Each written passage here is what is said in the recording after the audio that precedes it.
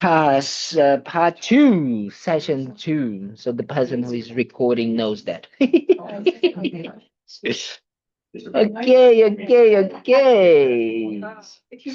So I'm recording all of it so you guys can have a look at after. So that is easy for you. So you guys can have access to it. So I'm gonna talk a little bit about what is actually the Heart Sutra in itself. Steve, yes? So we're gonna talk about the Heart Sutra itself, what exactly is and what is it, what is the Heart Sutra in itself. Let me just try to open it, even though I think that on the is it in the book? Yeah, maybe the golden book. Do you want to see? Yeah, can I just have a look? I think that there is. I'm gonna have to share it anyway, but I think it here there is, if I'm not mistaken. Taking a prayer for teaching occasions. 71. Yeah. 76. Page 76. Thank you. You have the Heart Sutra. Thank you. Yeah, you guys can take it over there, even though I'm gonna open here. Let me just open. Mm, mm, mm.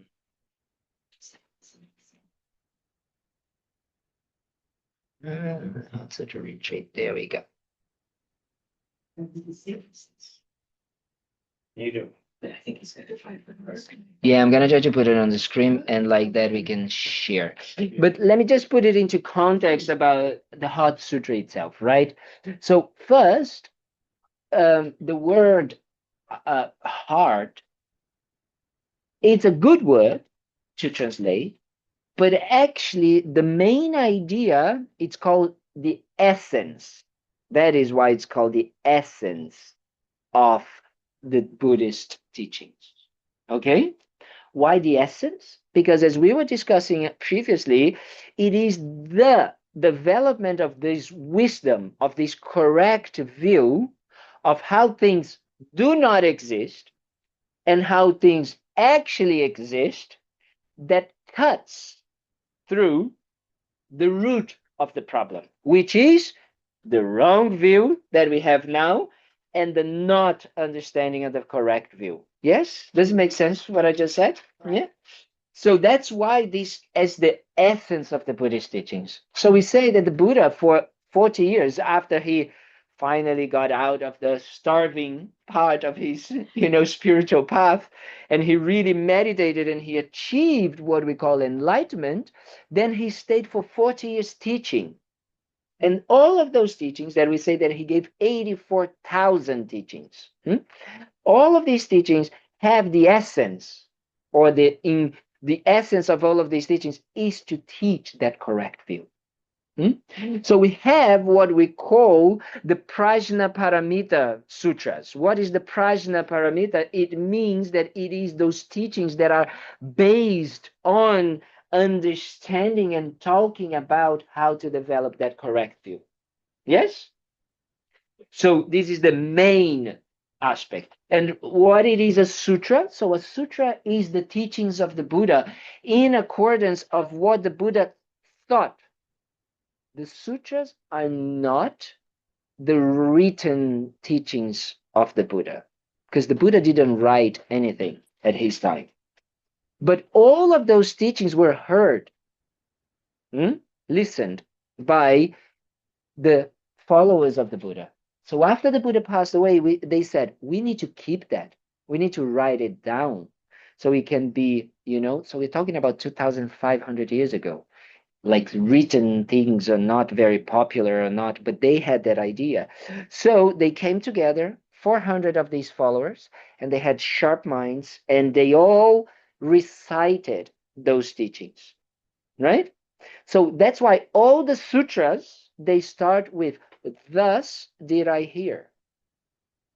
It's to indicate that it was heard like that. So these 400 people would come to a conclusion. And did he say that word or this word? So they all needed to come to that same conclusion and agree with that. So it's an extremely correct right? How do you say, verbal or oral continuity of those teachings that then became written.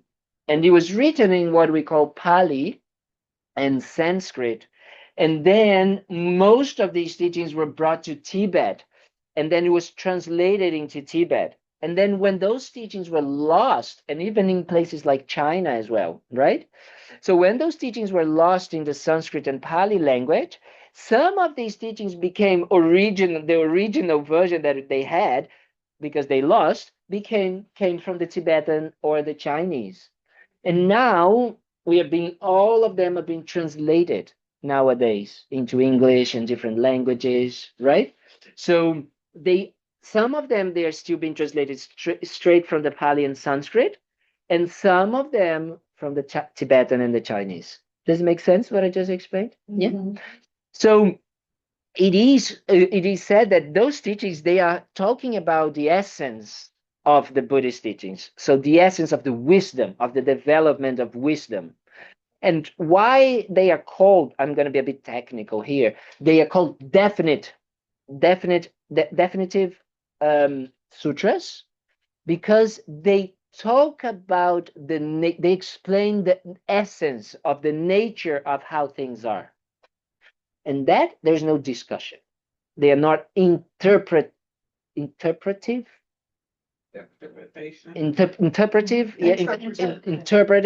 interpretive sutras.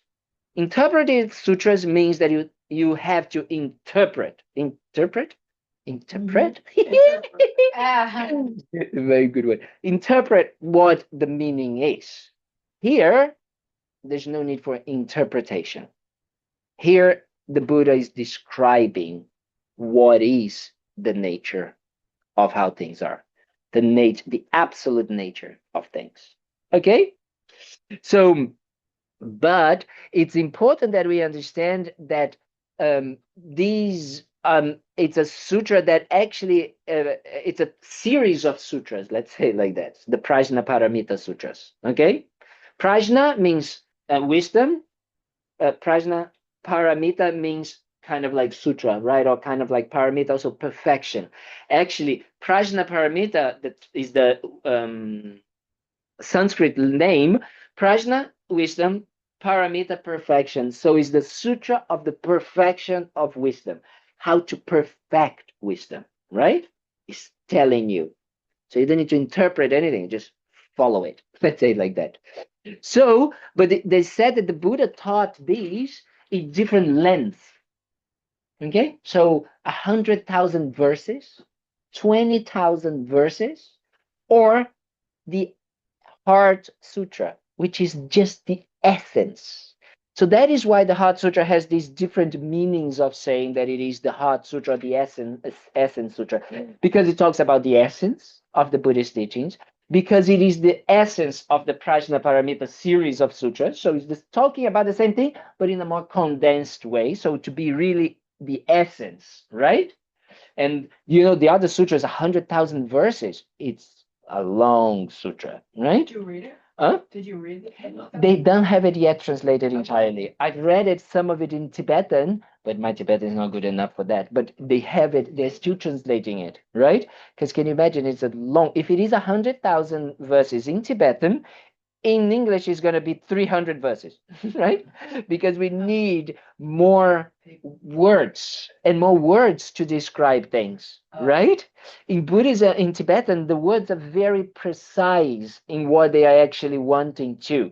For example, the Tibetan word to say Sherab Ningpo, okay? So that is the Tibetan word for Heart Sutra. Actually, Ningpo, it's heart when we are talking about the heart, right? The body. But Ningpo is also essence, right? And Sherab, it's a specific type of wisdom, which is not knowledge. It's not, what else we can say? Knowledge, wisdom, another synonymous we use in English. Experience. Experience, intelligence is not that. Wisdom, it's a very specific term, so Sherab, That means seeing the correct view, right? So that type of wisdom is not that you learn about how to bake cake. That is not, is going to make you wiser in baking cake, but it's not going to cut the problem. The solution is not going to solve your problems. It's not going to make you find happiness and the absence of suffering. Does it make sense? Welcome, Bob. What is the distinction? Mhm. Here, please explain the distinction between understanding the correct view and seeing the correct view. Okay. So Lama Tsongkhapa has a very, Lama Tsongkhapa is there somewhere. Where's Lama Tsongkhapa? There, the second Tanka, the one with the yellow hat. So he was the biggest, the founder of this school of Tibetan Buddhism, okay? From the 13th century to the 14th century. So we are talking about 700, 600, 700 years ago. So he explained that in a very specific way. He said that there's three types of wisdom that we need to develop, or we kind of like have to develop. One is the wisdom of learning, okay? So learning is about developing the knowledge, right? Which is normally when we go to university, when we do courses, when we are here now today in some ways, that's what we are trying to develop. Knowledge. We are learning new things that we use with our rational and logical mindset to be able to think about things, right? To have a more knowledge to think, to use that rationality. But if we just accumulate that information and we don't do anything about it, useless, right? Well, it's not completely useless, but it's not, doesn't create the change and transformation. So then the second type of knowledge of the wisdom is contemplation. What contemplation actually means, that's the translation, which is a little bit funny what we say about contemplation, but it is about analyzing. It's about really not just listening of what you just learned, what knowledge you kind of like got, but actually contemplating about it and finding a meaning and finding a conclusion, your own conclusion with that. It means, does it make sense? Is it really like this? How is it for me? Or, that what it means, right? So the contemplation of the first type of wisdom creates what we call insights, right? Does it make sense? Insight? Mhm. And then the third type of wisdom is the wisdom of meditation. What meditation actually means is familiarization. What are we familiarizing with? With that insight. Where that insight came from? From that contemplation, with the analysis, with your own experience, that came from what? From that knowledge, listening, understanding, learning. Does it make sense? Totally. So that is the difference between what we can develop or how we can study the Heart Sutra. We can just learn about it, and we can contemplate about it, and we can meditate about it, right? So what we call realizations. Realization means total transformation of the mind. Means that the mind completely changes its ways of experiencing that situation, that object, that understanding, that thought, right? So right now we experience things in a grasping, in a kind of like, as we would say, self-existing, or yes, oh, the tea is delicious, or the burrito and the pizza and everything is delicious, right? From the side of the food. That's how we experience now, right? So what we are talking about is when we realize that this is not like this, that experience doesn't happen in that way anymore. So it doesn't. It's not that I need to think. I need to like conventionally, investigate, analyze, contemplate. Is there? Is second nature? Is Yeah, does it make sense? Second nature, I think it's a good expression. Yes. It's effortless. It's just there. So realization means that we cut the first part of the situation, which is the wrong view, through these, and then it doesn't appear anymore. So we are just there. So that is what we can develop, or what we need. Or we can, but we have to develop with the situation, with the understanding of wisdom, so we can realize it, right? So all our problems can be eliminated. So what? All the problems that we have in our lives can be eliminated. So instead of eliminating one by one, instead of coming and analyzing all the relationships we have in our lives, the situation we have, the problems we have with mom and dad, that we have with the partner, that we have with the family, that we have with the dog, that we have with the neighbor, that we have with the president, that we have with, with every single person that we have problems with, actually, by understanding, contemplating, meditating, and realizing the wisdom, seeing how things exist, yes, and seeing how things do not exist, I cut all of these problems. So it is the essence in that sense. Does it make sense?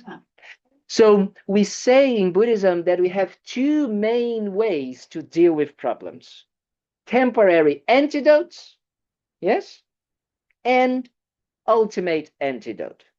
Temporary antidotes are, for example, when we talk about anger, we talk about the antidote of anger: patience, love and kindness, compassion. Yes? So it's how do we call that? Opposite mental states, positive mental states that will help counteract that negative mental state. Does it make sense what I'm talking about? Yes, you all talk. We talk a lot about that, especially the Sunday teachings, a lot about that, right?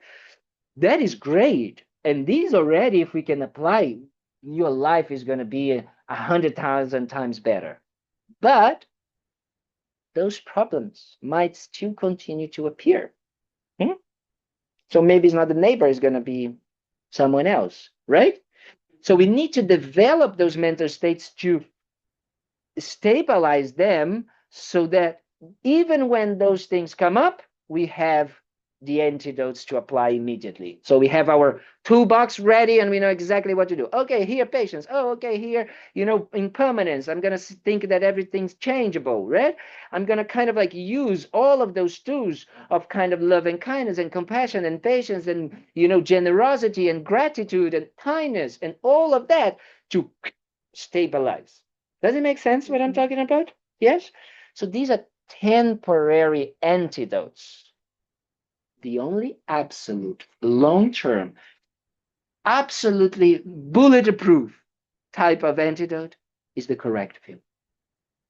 Because once we actually develop the correct view, it's like there's no going back. There's no again developing a wrong view.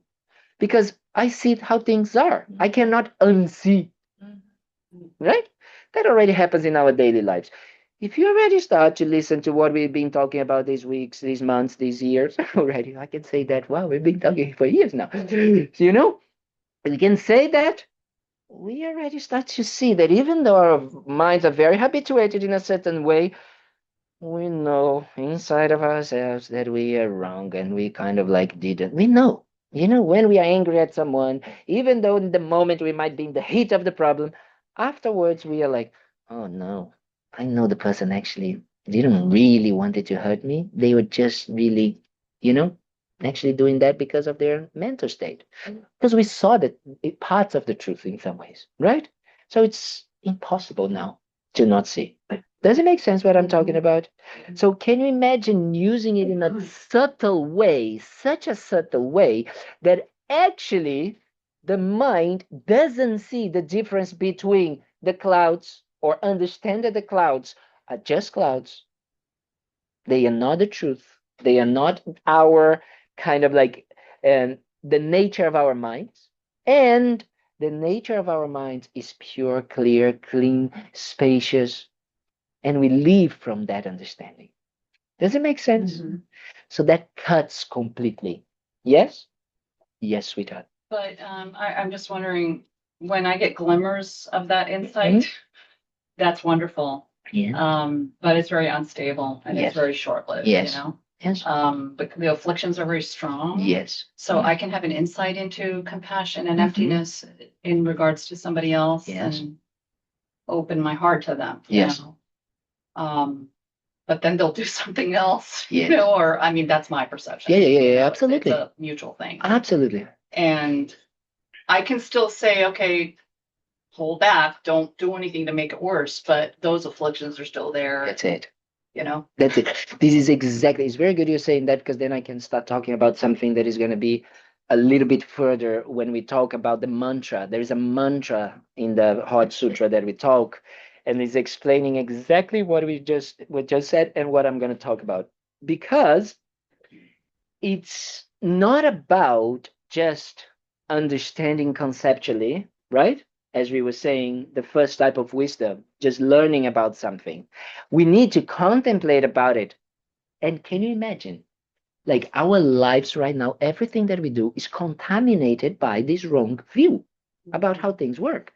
We see everything permanent, everything self existing, everything coming, all the qualities coming from outside. That's our life. And we've been habituating that, perfecting that view for like beginningless lives, we're going to say in Buddhism, right?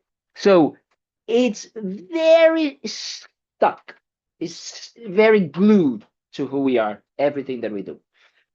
So it is a process of familiarizing ourselves, right?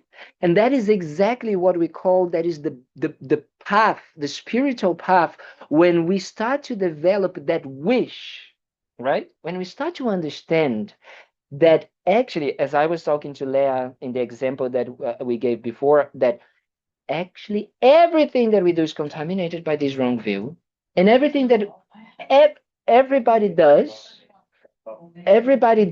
it's like, is exactly in the same like mental state, right? Everybody's seeing things in an inherent way, everybody's seeing things existing from their own side, everybody's seeing things in a completely wrong way. The only thing that arises in our heart is compassion, because we understand that the reason why people are suffering, all the suffering in the universe, all the suffering of political issues, wars, environmental issues, everything comes from this wrong view. Everything, everything. All of the suffering in the universe, in the world right now, comes because people are having these wrong views. So when we start to do that, we start to develop that wish, to develop that wisdom, so I can not only help myself and free myself from my sufferings, but to help others. So when we develop that wish, which is the wish of bodhicitta, right? The wish of bodhicitta is that I want to develop myself to achieve that state of no more suffering, of completely perfection of the wisdom, so I can help others. When I develop that, I become a bodhisattva, I say. When I really develop that wish. When I develop that wish, I have that understanding of emptiness, and then I start to really meditate on that, on the correct view. So everybody thinks that the bodhisattva path means, okay, so then I just meditate a little bit, and then gone. That moment, the spiritual path starts. So what it means is that with time, what we start to do is that we start to meditate in that correct view very deeply, and we go eliminating layers of confusion. So, for example, seeing people when I'm angry in a very negative way. So I go and I meditate, and I see that actually the person doesn't appear, it's not true that they are like this when I'm angry. That person is not all the time bad. Yes? That person is also nice. That person has been kind to me. Look at this. Especially in relationships when people are divorcing, kind of like, wait a minute, that person also did a lot of nice things to you during those years. Yes, maybe that person did bad things. Yes, but they also were nice. So we start to see in a more kind of like realistic way. Yeah? And then we start to see, wait, but the reason why this person did that is because they have all of these causes and conditions in their minds, right? And the reason why, because they have this wrong view. They are also projecting things that are wrong. So I start to see, and then these grasping to the manifested emotions like anger start to go slower, slower. And then anger starts to not come up so much, right? But as you said, the appearances are still coming up. So with time, we go developing that understanding until at one moment, what we call the third stage, okay, we have 5 stages of this. The first one, we just go and like checking how things exist, and Stages of what? of the spiritual path of development of wisdom, okay? And then we go developing that correct view, and then we get out of meditation and we live life with that understanding. Yes? So then what we do, we accumulate more positive mental states, then we go back to meditation, and then we understand that those manifestations are a little bit weaker. So I see myself getting angry, but I don't get involved with the anger. Does it make sense what I say about that? I don't get involved with it. I can see it's there. Until on the third stage, I have a direct perception of how things exist. Direct perception means that I don't see things anymore through the clouds. Yes? I don't see anymore through the clouds. I'm seeing things as they are. So everybody thinks that when I achieve that enlightenment, I'm free. No. Why? Because, as you said, even though I see perception, the clouds are still coming up. I see the clouds for what they are, as clouds, but they still come up. I don't get involved with them, but they still come up. Yeah? Does it make sense what I'm talking about? Yes. It's very important because I didn't know how we could go to that deep, but it's as deep as we can get. What do we want to eliminate? The clouds appearing. No more clouds. We don't want to have clouds anymore. So we don't need even to see the clouds and say, oh, the clouds are just an illusion, right? So what I do, I go eliminating all of these wrong views, the essence of it, right? So what is making them coming up is the habitual tendencies that we have. So I eliminate these tendencies. So then enlightenment means no more clouds. I am the sun and the sky every day. So there's no bad day, no black kind of like clouds, no heavy clouds, no fluffy clouds, no kind of like a, sheep like or animal fluffy. No, just no clouds at all. Yes? So this is through the power of habituation. Again and again and again. So this is what we call the 5 stages or the 5 paths, right? When we learn next year, we're gonna start, I hope, the course Discovering Buddhism, which goes deeper into really these. And then one of these, it's about that, and we're gonna talk about it, how understanding grounds and paths, we call it. So how we develop those grounds and those paths in our minds. And it's almost like a roadmap saying, when you arrive this, then you see that this is like that, It's almost going to say how you go evolving and seeing and say, oh, if your mind doesn't get any more stuck in, into anger doesn't appear anymore, then you're in this bhumi, and in this stage. And then, like that. It's like a roadmap. It's incredible what Buddhism has done to analyze the mind. No, I'm sorry, but like no scientific field has been able so far to go into these depth of understandings of how the mind can get, how consciousness, mind and consciousness here, we call that synonymous. So it hasn't, but Buddhism for 2,500 years ago is explaining exactly how to eliminate and how things arrive and how things come up and exactly how to uproot that. That is the idea. Yes? I understand the fourth step, but the way that we can skip it or go through Go is through them. through the Wisdoms. the 3 steps of Wisdom. Okay. Yes, exactly. So it's almost like we are like a, like an onion. We have layers, right? And we go just, it's okay. And we go, what we do is that we apply the 3 types of wisdom again and again and again into these different stages. Does it make sense? So we just go kind of like uplifting those wrong kind of like views and those tendencies again and again and again. Does it make sense? Yes.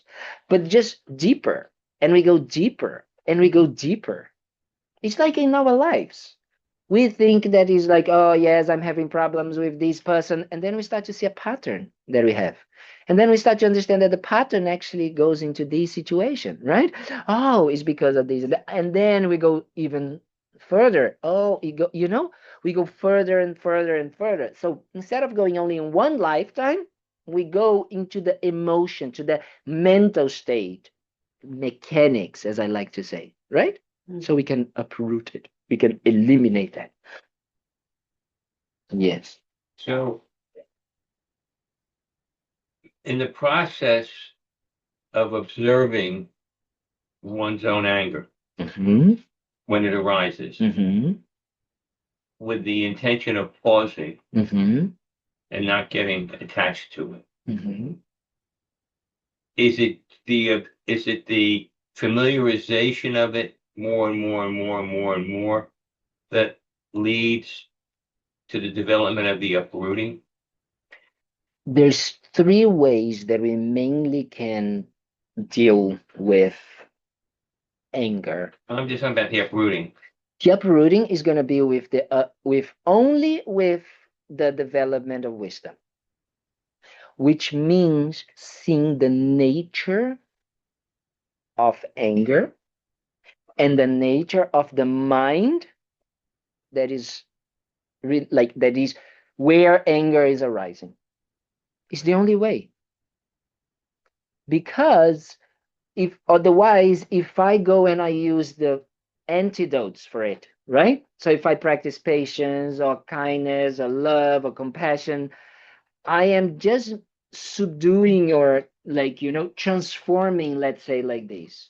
That's what I'm doing. I'm transforming that angry mind into a positive one. A negative mind into a positive one.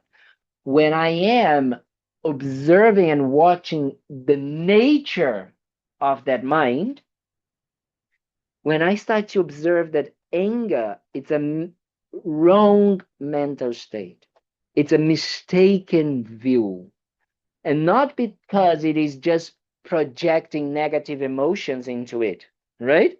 But when I observe that the wrong view of anger is actually coming because it's coming from a wrong view of how I see myself, these completely stuck um, um, um, um,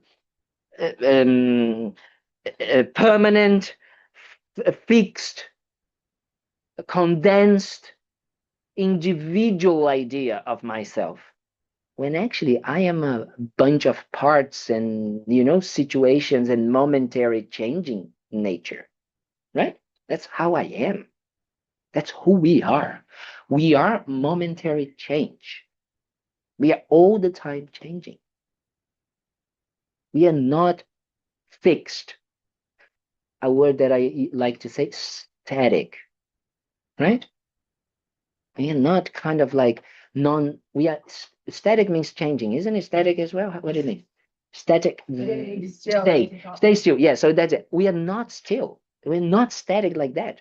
We are actually all the time changing. But the mind, which is the basis for the mind of anger to arise, see it as static, fixed, solid. So that is the reason why anger can arise. Because anger has to have a reference point of something or someone that doesn't like something done to it, right? I can only get angry if I have very well defined what I like and what I don't like. I don't like this. So everything that it goes against that, what anger actually is, when something that I don't like happens, or something that I like doesn't happen. That's when I get angry. Does it make sense? So then when we go into observe what is this like and this dislike comes from, it's easy to see that there is a very solid idea of me that likes or dislikes this or that and how it likes. But guess what? Even in your own life, your likes and dislikes have changed quite a bit. But at that moment of anger, there is a very strong idea that that like or that dislike is permanent, is solid, and it is correct. Does it make sense what I'm trying to talk about? I'm trying to make us understand first, and that is the really, really hard part, to be honest with you. Recognize the wrong view, the mistaken view that we are in, because it is our reality. So it's the hardest, it's harder, let's say, that than actually trying to see the correct view. Remember, it's harder to see the clouds for mistaken than actually connecting with the correct view. Why? Because this one is stuck. It's like this. It's much harder for us to construct or dehabituate ourselves with something than create a new habit. That's science, not Kalden. That's science, right?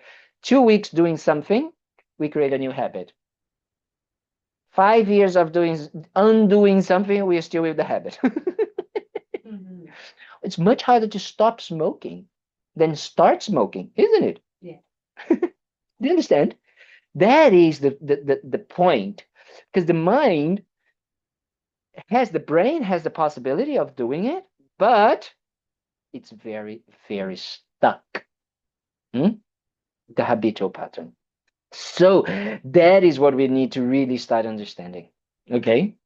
So what we're going to look into when we talk about the Heart Sutra, when we're going to start, is that the Heart Sutra is going to talk especially the way we see ourselves. So the Heart Sutra is going to say that the I, this idea of me, it's not so solid, permanent, fixed as we think it is. It's actually made of parts. Think about it. What is the I? A body and a mind, right? What are we? A body and a mind, isn't it? Is there something else who we are? A lot of components. Huh? A lot of components. Inside of these two components, right? So the first type of division that we can do for the I is the body and the consciousness, or the soul, or whatever you want to call it, right? That's it. Because when we go to the cemetery, there's a body over there. Is it an I? Is it like a person? We can say, no, that dead person is a what we call corpse, right? So we don't use the same idea, the same word. Why? Because there's something missing of this component that we call a person, a living person, or in this case, the living person when I'm looking to my body and my mind, my body and my mind, a consciousness. Does it make sense? Yes? So these two components, the mind, the mental, the consciousness, and the body, these two together, we call it, when we refer to the body and the mind that I am experiencing in this life, I call it I. I am this. Yes? Does it make sense? Yes? Yes. So, but when I go and I try to analyze this body and this mind, as Bob said, it's also made of components. So when I go and I say I, so which of the body of the or the mind is the I? Which of them? Both. Or Both? Neither. Neither? So the I doesn't exist at all. the Ultimately, identity. that's what you're saying. Ultimately, you're saying the I doesn't. Doesn't exist in the way it appears. Right. And So that is very important that we start to understand what that means. Because if we look at the body and we're going to analyze the body, so if we chop the body, you know, when we go to study anatomy, yeah, anatomy, we go and then we put the body in all these pieces. So which of these pieces is the I? Not the I, but the I. Any of them? It's called the I. all of them. So if it was all of them, why we say I? I know, I mean, Yeah, no, it's true. Why do we call one thing? Just the mind. The I is just the mind. So then the mind, but the mind is also the roller coaster right now, isn't it? The mind is also changing. So if I, let's say, cut the mind into pieces, which of the pieces throughout your day is the I? Which of the pieces is the mind? There is no mind. the consciousness. But the consciousness, what is actually something that I can pinpoint in one moment, because the consciousness is changing all the time. So which time I can say, or which moment I can say, this is the I? You can't. You can't, right? When you, yeah, you can't. Think about it. We really can't. Because the way that the I appears, it's almost as a solid. It's almost as a third thing. Almost like the controller of the body and the mind. That's what actually it feels like. That there is an observer of it all, right? It looks that there is something that is doing it all. Is that why we call mind, body, and spirit? So there's almost this idea of spirit, no, or that soul that is there, experiencing all of that. So in Buddhism, we're gonna check and say, so how can two completely impermanent things that are always changing give rise or be the basis for something permanent? Doesn't make sense. It's the same. I'm going to complicate myself in your life right now. It's almost saying that here it can arise a flower. Can it? Can I have a flower arising here? How does a flower work to arise? How does a flower sprout? What does it need? Sun, Water. air, water. Seed in the ground. So can a flower appear here? No. Why not? Because it depends on certain causes and conditions, which are completely impermanent, right? Changing all the time to arise. And when it arises, these causes, we don't have a flower here. When these causes and conditions come together, then it needs a mind to label it, to give it a name of these causes and conditions. In that moment, called it flower. Does it make sense? Then, if we go and analyze that flower, and we take out all the petals, is it either of these petals the flower? Is one of these petals the flower? No. Is it the bulb the flower? Is it the stem the flower? Is it the leaves the flower? No. So these are all parts of what we label and call it flower. But then, guess what? Like today, we saw the flowers over there. They were like this. Yep. So they are called dead flowers, right? So those causes and conditions, because they changed, they have a different name. What is the name? Dead flower. Right? So that proves that what we actually have, the basis of what we have in reality, is just causes and conditions coming together, grouping themselves into something, and receiving a label, a very temporary and merely simply a name. That doesn't make it anything new appears. When we call a flower, we are not creating something out, something more, a third thing on top of those causes and conditions. Because if we were, and especially when we are calling it a flower, the way it appears to us is a completely solid, self-existing, existing from the side of those causes and conditions as a flower. But there's no such thing. There's nothing that I can pinpoint as an inherent, solid flower. I can only pinpoint, take my finger, put it over there and say, those causes and conditions that are always changing, that are going to change, and this is going to die, right now I'm calling it flower. That's it. It's a label. It's a name.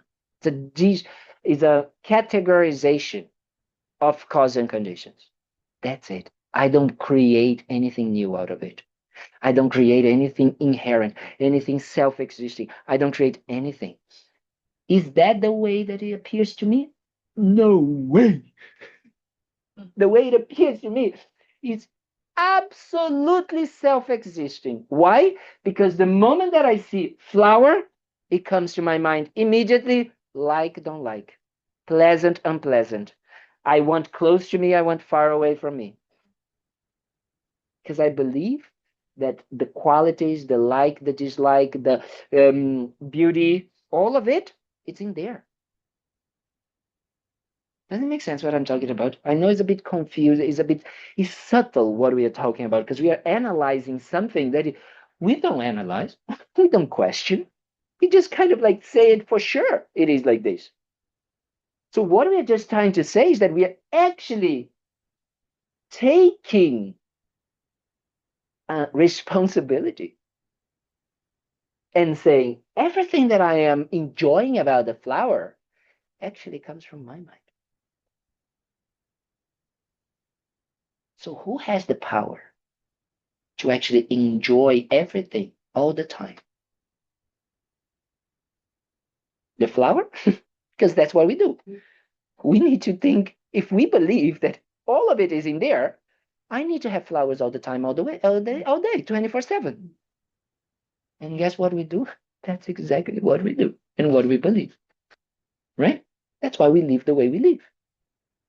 Chasing all of these objects that we believe have those qualities, those characteristics inherent, self-existing or existing from the side of the object, so we can have the experience that we want to have. So that's what we need someone, or that's why we need burritos, that's why we need, all of these things in our lives, so we can actually have those experiences. Guess what? Zero of it is actually coming from the side of the object. Because if it were, even if 10%, every single person of the universe or animal or whatever that has a mind would need to experience that 10% or that characteristics or their qualities. Does it make sense what I'm talking about? Yeah. Just a sec. I think how you have, yeah. The thing that I struggle with is that when it comes to the sense of oneself, causes and conditions and change don't necessarily negate for me the sense of self. It just, because you look at these disparate moments in your life when you were at different stages of your life, and you still say, this was me then, and this was me in this moment. And it can be, you may have gone through transformations and a lot of different changes, but there's still that core sense of me. And that's how you put a life story together. You are negating too much when you think like this. There is a self, an I, that was there. And Okay. what you're describing is the correct I. Okay. Like someone, this causes this body and this mind that has been through all of these changes. And these, in all lifetimes that I have, when there is a body and a mind and is experiencing this change, I will call it an I. Okay. Right? So that exists. So that's why what Bob said is like, there's no such thing. And I said, there's no such thing as an inherent I, that a self-existing, a something. And this is why I'm saying that the most difficult aspect to understand is what we are trying to negate existing. What we are trying to say that it doesn't exist at all. When we talk about the snake and the rope, it's easier because we go and we analyze and we say, oh, there's no such thing. But when we talk about the body and the mind, it's harder because there is still. There is an I. Okay. Right? What is the I? Is what we conventionally agreed that we're going to call, okay, when we have a body and a mind. And this body and the mind coming together and experiencing things, I'm going to say, I have this. I am going that. I did that. It could be another word. It could be, I don't know, whatever word, cup. Cup goes this, cup goes. But there is a meaning of the I. What is the meaning of the I? Is that there is a body and a mind. That group of things together, when it's experiencing things from the side of that group of things and body and mind, I call it an I. What there is not, it's a solid, self-existing, fixed, permanent, inherent, or like existing from its own side type of I. That is zero in existence. Never existed, will never exist, and doesn't exist now. But that is what we experience. So what you're saying is absolutely valid, because it's not about negating an I that has been transformed throughout life. That exists. And that is exactly, but it's merely that. It's a mere name, a mere label to define that always changing and always kind of like evolve, well, not evolving, don't want to say evolving, but always change, because maybe we don't evolve so much, but always changing body and mind together. That union of these two, that is the I. If we stay there, just simply seeing it as it is, just this body and mind changing all the time, great. Guess what? We don't see it like this. And then we start all the Brazilian drama, right? All the Brazilian drama comes with this. Because I don't see it as changing like that. What do?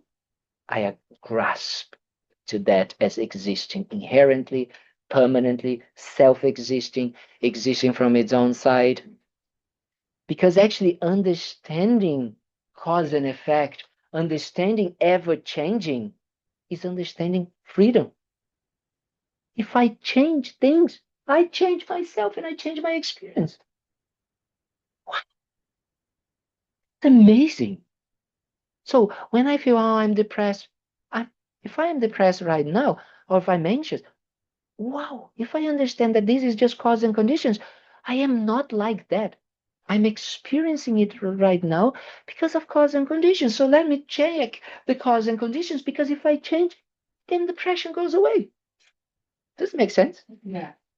So that is a more subtle kind of like gross idea of what it means. But actually, what is really the subtle understanding is just that inherent way that self exists, that is almost as saying what the way we think it exists is that we don't exist because of cause and effect. We don't. We don't exist because anything that happened to us in the past, it didn't create who we are now. We don't think like this. So that is the wrong self, the wrong I that we are trying to negate. That sense that almost looks like that there is something else. Does it make sense? Did you have a question, sweetheart? You probably have 1,000. You, okay. Just have one. Okay. Okay. So Go ahead. yeah, because that had one. So. I think this is related to what Tal was asking, but it seems like like when I could observe being sad, and the one that's observing sadness and happiness, like the emotions seem to change, but the observer or the witness seems like that's like been there since I was like a 5-year-old, like unchanging, like there's something unchanging. That is the mistaken I. Yes, that observer fixed. That fixed observer, that thing, that the fixed observer, he thinks that is good. Is good. Like now you feel the I coming up, very strong, right? Very strong. Like embarrassment's great. Feeling embarrassed, it's the best way, or to see the I. Like how we have that strong idea of the I shouldn't be doing that. I shouldn't be like this. I shouldn't have done that. Right? Immediately comes to the mind that those mental states. Do you understand what I mean? Yes. When we get, or when someone kind of like starts to kind of like say, you did that something, accusing us of something. Immediately the I comes up. That wrong sense of I. What is the wrong sense of I? I am in this way, I should be in that way, I should that those fixed ideas of observers that we have about ourselves. This is the mistaken I. Yes? But the I that is just changing of like coming and going and feeling this and that and going and evolving and just that completely normal. Does it make sense? Yeah, thank you very much. So we say that there is 2 types of eyes that we always gonna have until we get enlightened. The I that is just this life. For example, we say, oh, I have an attachment or a kind of like an idea that I am a man, that I am a monk, that I am Brazilian, that I am, a son, that I am all of these. And it is related to all of the conditions of this I that it has in this life, So I have attachment to this mother, the mother of this life. Yes? I don't have attachment to, I don't know, someone else's mother, because not my mother in this life, right? So there is all of this. So I have a sense of I in this life that is very conditioned to the conditions of this life. But in every life, so for example, when I come back, and if I come back as an animal, I'm also going to have a sense of I. Does it make sense? Sense of what? Of I, of self. Yes? Yes. That will always be changing depending on the conditions that life comes, that life has. I'm always going to have, but that sense of I is always going to be there. So the dog that we have in this life, like Joey, has a sense of I. What is the name of your little one? Chula. Yes.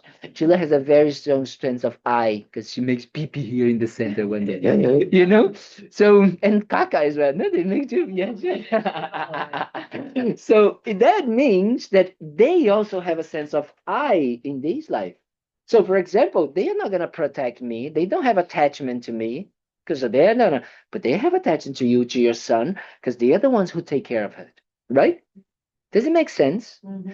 So we all have that sense of I in every lifetime. Why? Because there's always a body and a mind. Mm. That union, it's always there. Even if it is not a body and a mind, human body and mind, if it's an animal body and mind, if it's a spirit body and mind, it's always going to be there. Does it make sense what I'm talking about? Mm-hmm. Yes? Yes? Jackie Keeler, one of the founders of our center here, her mother told her, she said, when she was a child, you have an I problem. She went, I problem. You always say, I want, I need, I don't have. Exactly. An I problem. So that is the extrapolation of the I, right? which is the selfishness. Because then it's exactly what happens. Because we have that grasping to that I in this life, then we become, it's what we call the difference between self-grasping. What is self-grasping? Self-grasping is grasping to this I inherent, self-existing, self-substantial, substantially permanent, fixed I. From this wrong view of how I exist, I grasp to this. So this is self-grasping. Yes? When I do that, then I become the center of the universe, the most important thing, and whatever this I wants and needs, I'm going to use my body, speech, and mind to make it happen. That is self-cherishing. Cherishing that I. Does it make sense? Mhm. So these are the two things that we are trying to eliminate. We are trying to eliminate self-cherishing and self-grasping. How do we eliminate self-cherishing? Through the altruistic view. Right? Remember, the mindset that is the opposite of it. What is the most powerful mind that wants to eliminate this? The mind of wanting to benefit others. And the way we can benefit others is eliminating self-grasping. Because if I don't have self-grasping, there's no self-cherishing. Yes? Does it make sense what I just said? No? I can talk about go. Do you want me to go again? Or I have a question? No, I think it's a language issue that Tali can explain to me in Spanish in a break. Self-cherishing means, and I'm not gonna say in Spanish, but I can say in Spanish, but I want you to understand in the concept is making it the center of the universe, and that's our life. Everything is based on us, right? Right. Everything that we judge outside is based on me. What I like, what I don't like, what I find it right, what I find it wrong, is our life. That's cherishing me. I am the center of the universe, and whatever I want, I should have it, and whatever I don't want, I shouldn't have it. That's self-cherishing. Cherishing means liking it or, making it important. That's easy. Self-cherishing. Self-grasping is that more subtle view that believes that this body and mind is, and who is the observer or the experiencer, I'm going to use this word, of this body and mind is something fixed, solid, permanent, is something more than a mere designation, the mere name to the body and the mind, to the changing body and the changing mind. Could you repeat that? Yes, because it was very nice actually. So what we actually self-grasping means is that we are is actually a kind of like a misunderstanding, okay? Is when we believe that this I, it's more than a mere name, more than a label to designate, okay? Designate, or to identify a changing body and a changing mind. So it's making it concrete, making it solid, making this mere name, this mere label, something more than it is. So this is the self-grasping. Yes. Thank you. And when I grasp to that idea, then I wanted to make it the most important idea of my life. So I want to cherish it, to take care of it, to make it the center of the universe. Then I create that and others. Starts that division. That is self-cherishing. I have a question. Yes, please. I hope it's on topic, and if not, we can bypass it. But if we are able to eliminate the self-grasping and the self-cherishing, Mhm. and then that stops the creation of the clouds and the division Yes. with people,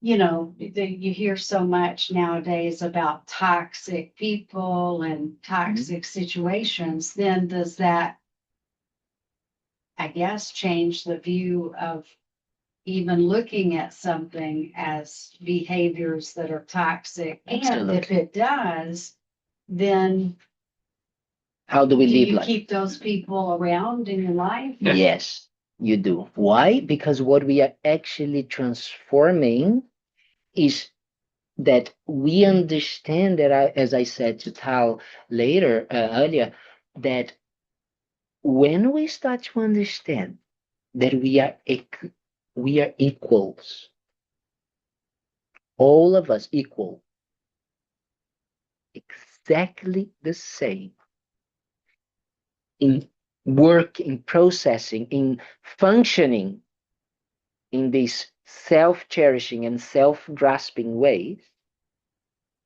even the most toxic person becomes an object of our compassion. Because it's almost saying, this person is out of their mind. That's what the Buddhas think about us. We are out of our minds. We are out of reality in a way. Because we are just living our completely illusion world, life. So what becomes the only mind that arises all the time in the Buddha's mind, which is someone that eliminated the self-cherishing and the self-grasping, is compassion. So actually, these toxic people becomes the best people for us to help. We want to help everybody, either people that are nice to me, people that are toxic to me. Everybody becomes. What actually changes is my methods, or what we call my skillful means that I will develop in order to reach that person's kind of like way, so that person can eliminate their wrong views. That's what I'm trying to help them. That's what means benefit others in Buddhism. Benefiting others in Buddhism doesn't mean giving them food, shelter, hugs, money, nothing of that. Again, especially you will understand that. Am I saying don't do that?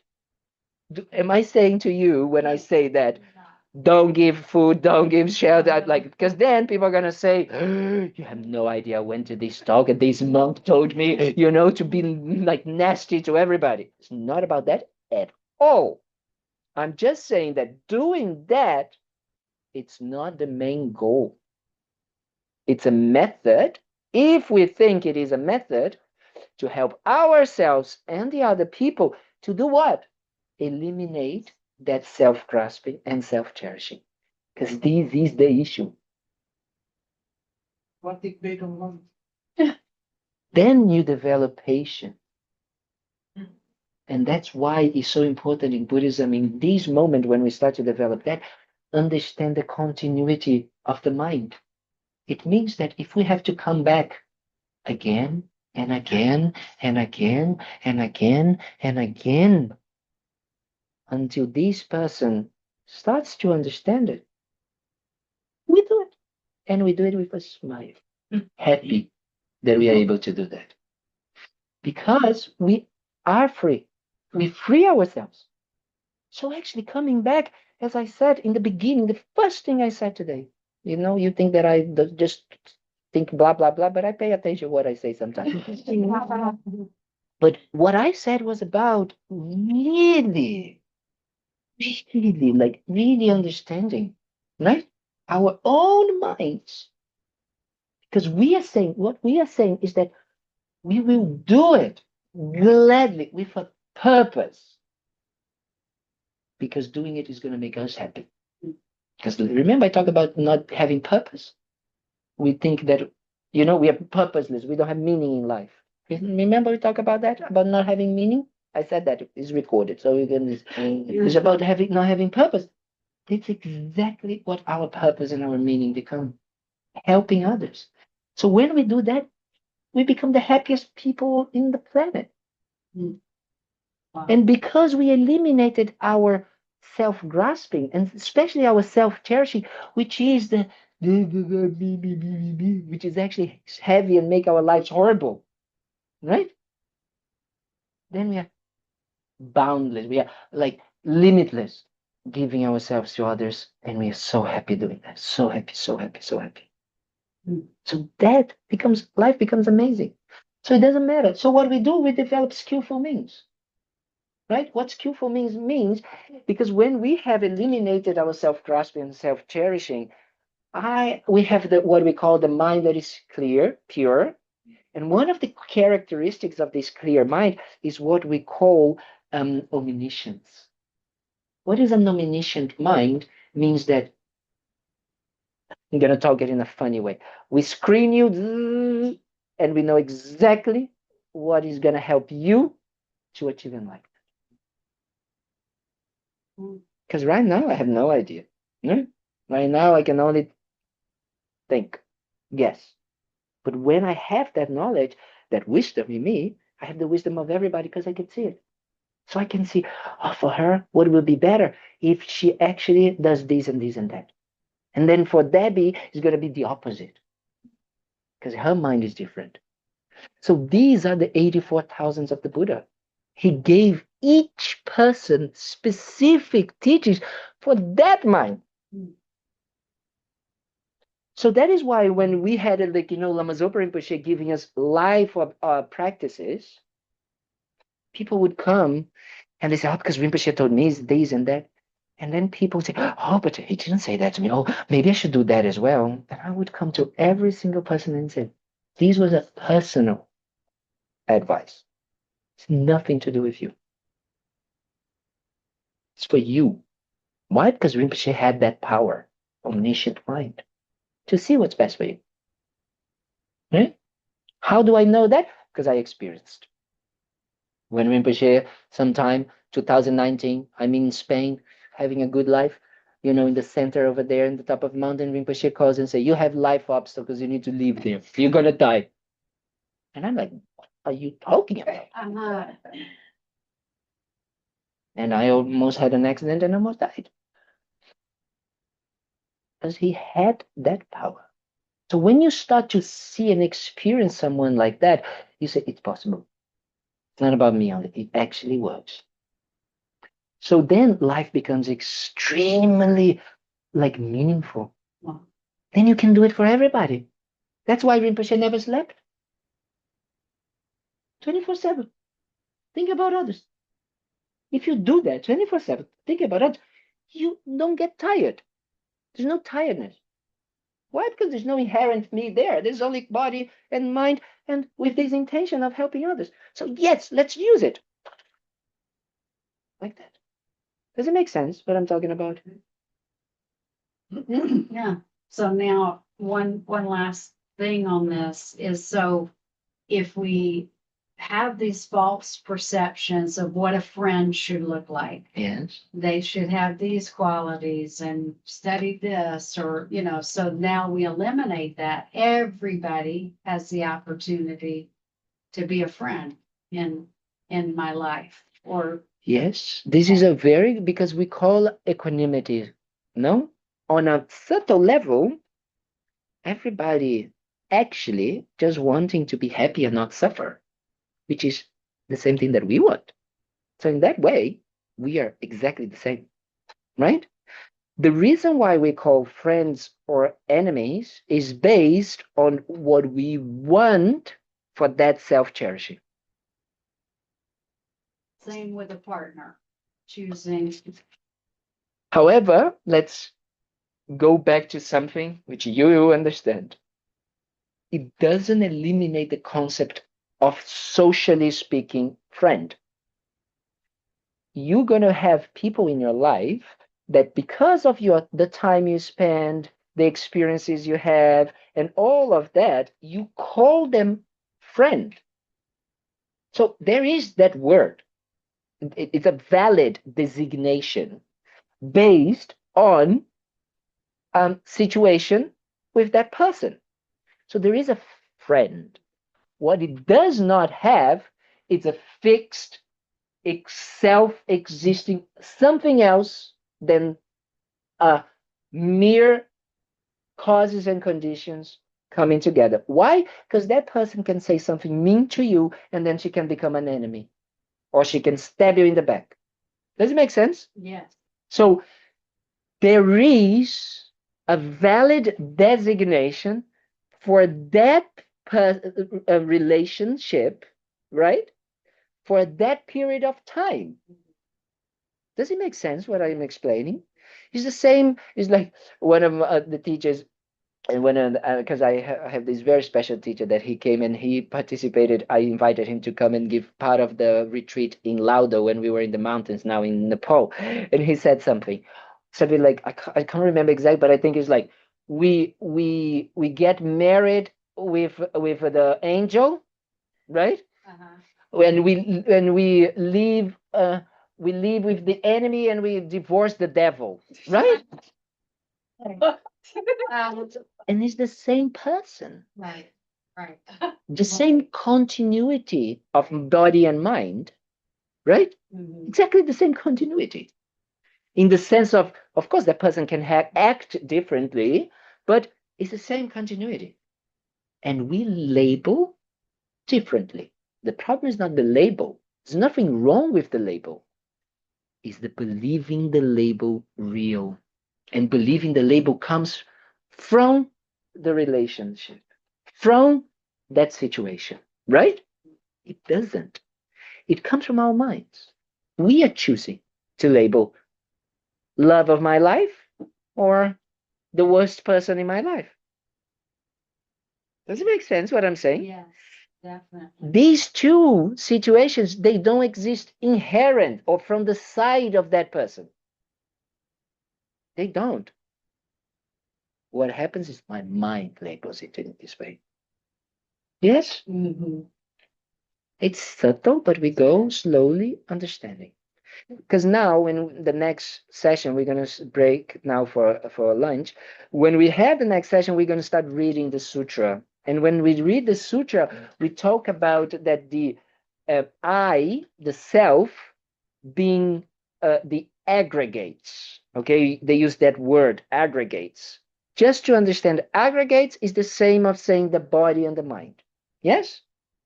The mind, the self, is the aggregates, the body and the mind. But they do a different, in Buddhism, we divide the body just as form, saying it's a form, yeah, physical form. And the mind has 4 different divisions. Okay, we're going to talk about it after. But just for you to understand, the reason why we talk about it now, it was to understand that the body and the mind is the basis which we designate a label. I, myself. Yes? Yeah. And that's it. Stop there. Stop creating something on top, an observer, existing, like a a permanent, non-changing idea of yourself, of the self. Just use it as it is. Oh, it's a self that is based on these causes and conditions. It's just phenomena coming and going, thoughts coming and going, clouds coming and going. That's it. Right? We have 40,000, I think, thoughts a day, but some of them are good. And we go with this, right? So that's the idea. Does it make sense? Yes. Yes? Okay, so let's break for lunch, and then we're gonna come back at 1:45 if we can, we check. And then we're gonna read a bit of the Heart Sutra so you guys can start understanding a little bit more. Yeah? And then contextualizing, and then kind of like, oh, okay, so we can understand how we can develop that idea. Let's see if we can do it, the entire thing. If not, then I come back next year and then we continue. But it's important for us to really just try to understand, because this sutra really is the essence of the profound of developing the wisdom. Because otherwise, I get that if we don't talk about this wisdom, Buddhism can become just a fluffy way of doing things, nice and kind and cute, and the antidotes, right? just developing positive mental states. And that's not enough. That's not enough. Okay?